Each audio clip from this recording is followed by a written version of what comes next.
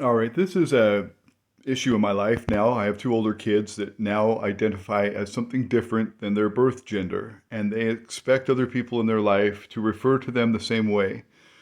So they were born a certain gender, and now they don't want to go by that, and they insist that other people call them different pronouns than match their biological birth and their chromosomes. And so for me, this is a form of force and societal manipulation. It's something that hasn't been around for very long. Maybe 20 years have we seen this, 10 more specifically, but in at least 3,000 years of recorded human history and probably 60,000 years of non-recorded human history, this has never been an issue. Now all of a sudden this is an issue, but for me it doesn't make sense. It's a form of thought control. They're making laws now that if you don't use somebody's preferred pronoun, then you can be fined or imprisoned. Canada is an example, New York is an example, and they're trying this in other places. But for me, if I refer to a biological male with male pronouns, then I'm not incorrect. If I refer to a biological male with non male pronouns, I am incorrect. So I don't like people forcing me to use speech that is unnatural and unfitting and untrue to the matter. It's offensive that people want to dictate how I speak and how I think. My speech isn't a form of hate. It isn't a form of, contention. It's just that's what I was raised with. That's what the science says. That's the language that is identified in the dictionary. That's how it goes. And for me to conform and start playing this with somebody else, like it just seems forced. It's like, say there's a Christian person in the world, right? And they're totally sold out for Jesus and they love Jesus. And the only way they'll communicate with somebody else in a civil manner is if that person also believes that creation happened at the hands of God, that we are not an accident. And the only way that Christian will communicate to other people in the world is that if they agree. And if they disagree, they start saying, oh, that's hateful, that's cruel, that's mean. Why would you ever say that? It's the same kind of principle. I'm a Christian. I would say I found Jesus as a pupil of his about 20 years ago, 25 years ago, actually. And I've never raised my kids in a church. I don't know. Do you ever remember going to church? No. Nope. I don't take my kids to church and brainwash them. I let them think for themselves. I always have. We've gone to like Krishna temples, we've gone to Buddhist, we've gone to Islam, we've gone to, all these different options so the kids know what's out there. But I don't tell them what to think. I don't insist they believe like I do. Likewise, I don't like it when my kids insist that I believe like they do. I think that it's manipulation and it's hostile and it's a form of contention. So I don't agree with it. So this is Steven Crowder a couple years back, and he really identifies a lot of the issues for me and thinks a lot of the way that I think as well. He gives people the option to change his mind. That's all I want. Tell me why. Why does this make logical sense? And then also Jordan Peterson gives some really good, he's a psychologist. He gives really good, science on this. And I just want this to be, known because this will always be an issue in my life, it looks like. First, my oldest started with this. Now my second oldest is onto this thing. And especially after the divorce, it's been really contentious. So I just want to identify my problems with this and explain why I don't agree. Talk about trans people, intersex people that used to be referred to as hermaphrodites, which is a phrase that we don't prefer anymore. We find it to be very triggering and offensive because of the way that it's been used historically. Okay, but it kind of wasn't like the N-word, medically right? used, Kind of right? like the N-word, right? Like there's a certain Well, not kind of like the N-word. Wasn't hermaphrodite a medical term? Okay, so that's it right there. Now they're saying that medical terms that have been used for many, many years to identify somebody who is both genders, which is a rare occurrence. It's like 0.001% of the population, like so little that it doesn't even mark a full percentage of society. But they would call those people hermaphrodites. And now this lady here and other people will say, no, that's like saying the N-word to somebody. It's bizarre. It doesn't fit, anything other than an agenda by this, weird notion that gender is neutral or non-binary or malleable or whatever. Like it just is. It's not fitting to science. It's not fitting to logic, and not very many people are on board with this. It's just being presented in such a way like many people are. Like gay, like the LGBTQI population, make up less than 4% of our population. Yet if you look at Disney shows and you look at other TV shows, like sometimes half of the cast are gay. And these are, feature films, people with, that are representing society as a whole, and in their films. And they're making it look as if though 50% of the population is LGBTQI, whatever the rest of the acronyms are. But it's not true. Less than 4% are. And I don't disagree with them being that way. I just disagree with them forcing me to identify them in ways that are not genetically or medically accurate. Okay, so this is Stephen Crowder, in case you don't know, and this is what his context is. I mean, he does this on many topics, controversial topics, to identify common ground. And so he'll sit people down and he says, change my mind about this topic, change my mind about that topic. This isn't about gender or guns or anything, it's about everything.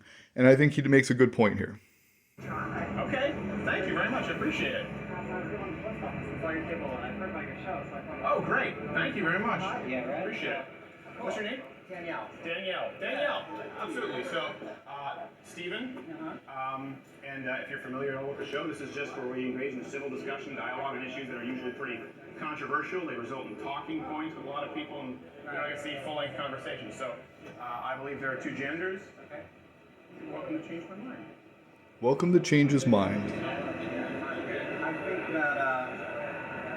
think human biology is really complicated. I think that gender identity is real and intrinsic, and I don't think there's a binary. Sorry? I don't think there's a binary for anything.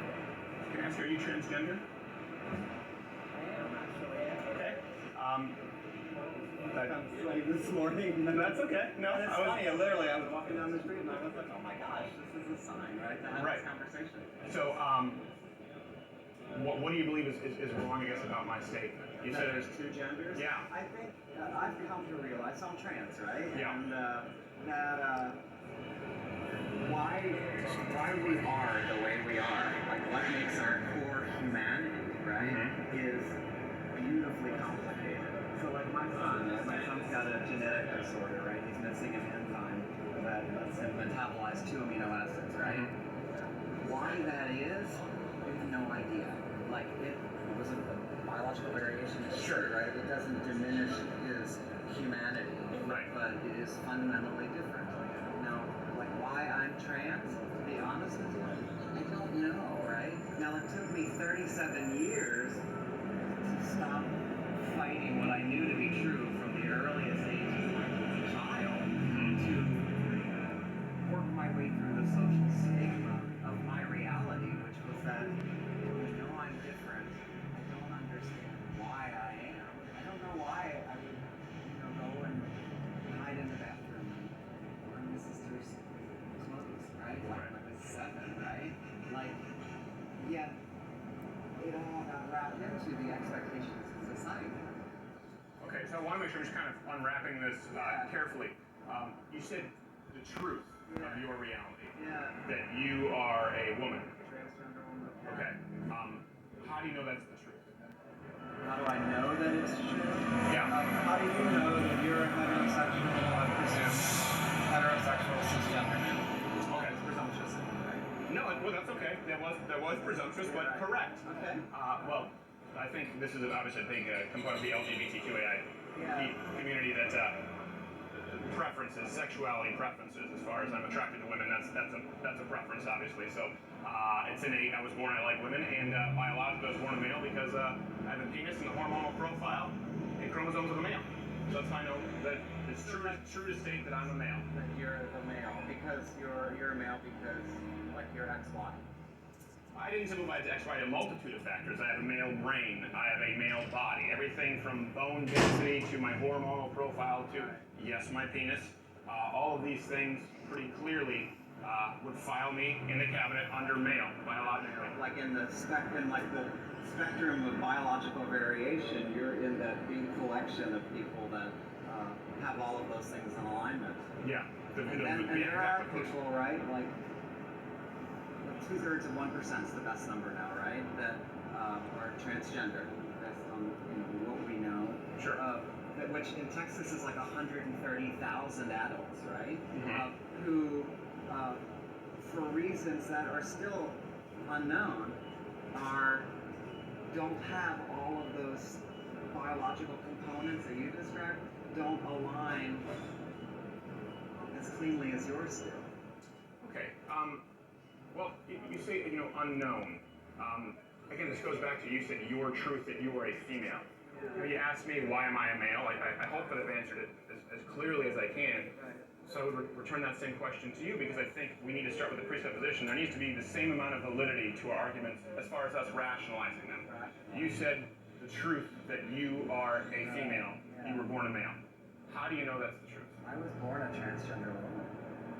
Okay, and how do you know that's the truth? How do I know that's the truth? Like, in what biological context? Is it validated? Is that the question? Yeah, how do you know that you're not simply a man who believes he's a woman? How do you, why are you, if you're heterosexual, why are you attracted to women?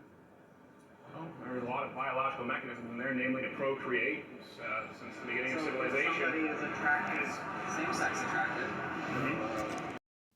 Just to be clear, every time Stephen tries to answer this person's question, they interrupt him and impose something on him so that his thought process is interrupted and halted, and then they interject something over top of him. This happens a lot with this conversation. I've had this conversation many times, and it's almost a rare occasion that I can get a full thought out before being interrupted by somebody. Their intrinsic reality?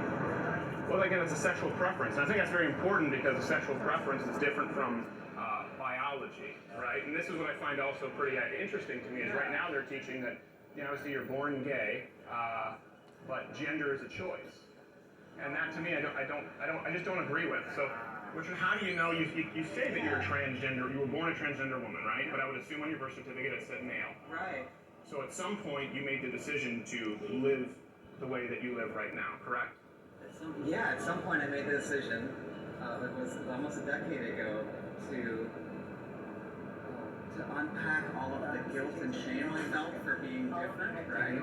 And at some point I made the decision to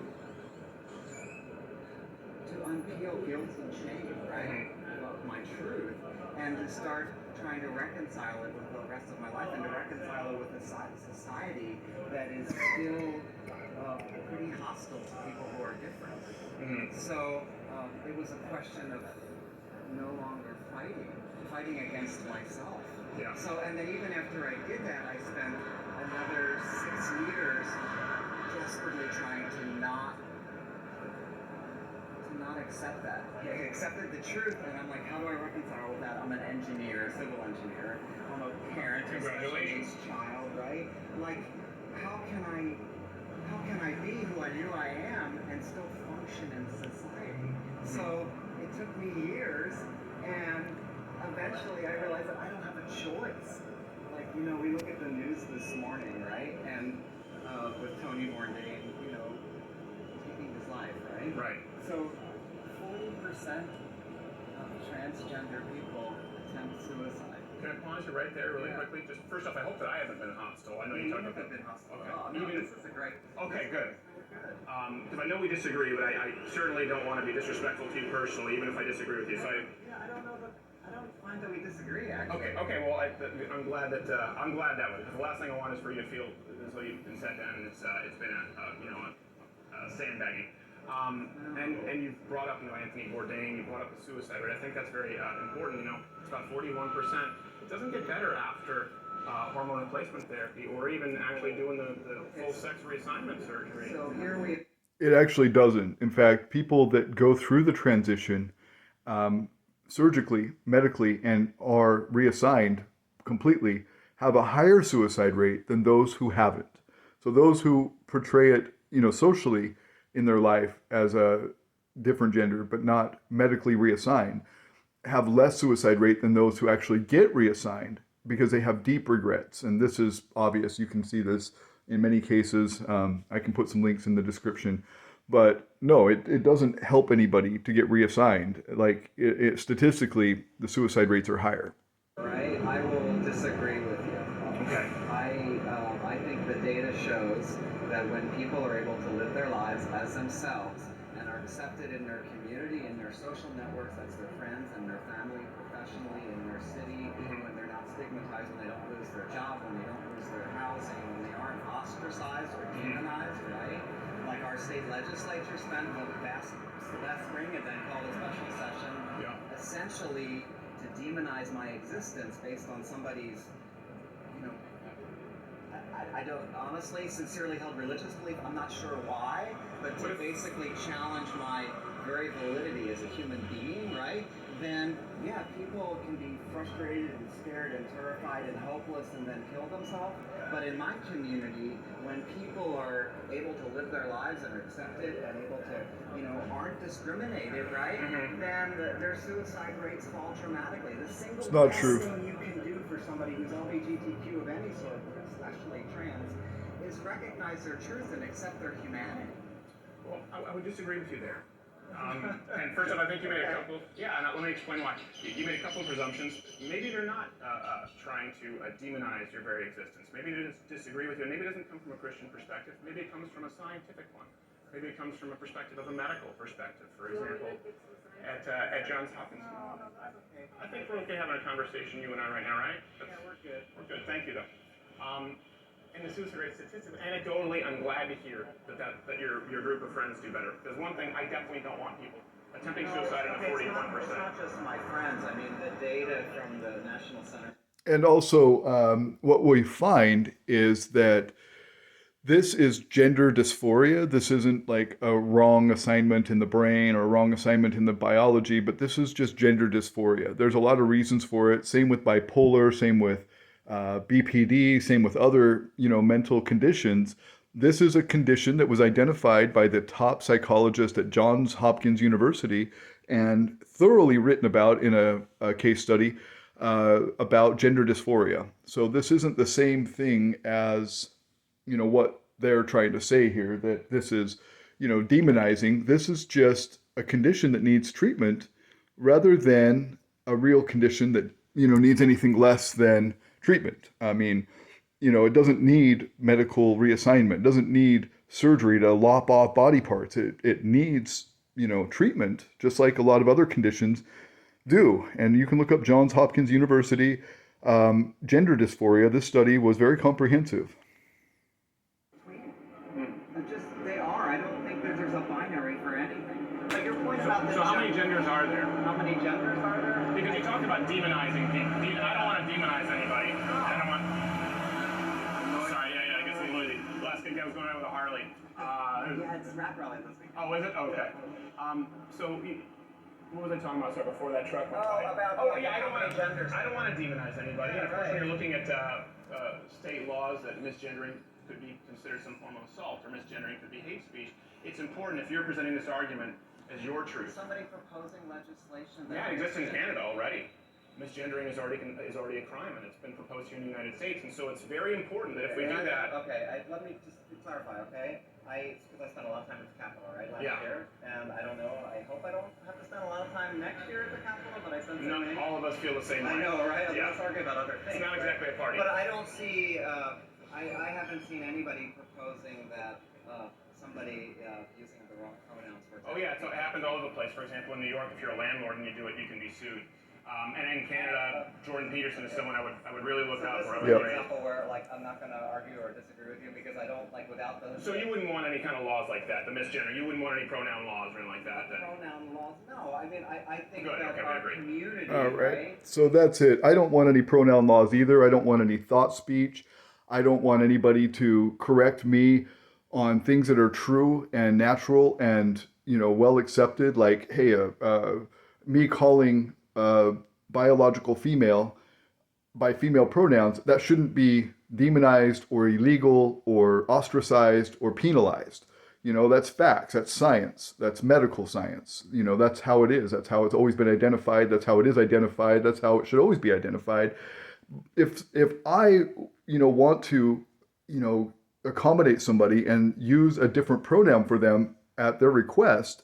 That's a courtesy, and it's, not a right, but a privilege, for someone to insist upon that. If I was a biological male, I am, and I wanted to go by female pronouns, I can't expect somebody to call me female pronouns, but it would be a privilege that I would be granted, due to friendship or courtesy or whatever, but not a right of somebody to say, hey, you have to call me by different pronouns than what I'm medically assigned. That just doesn't make sense. And that's my point.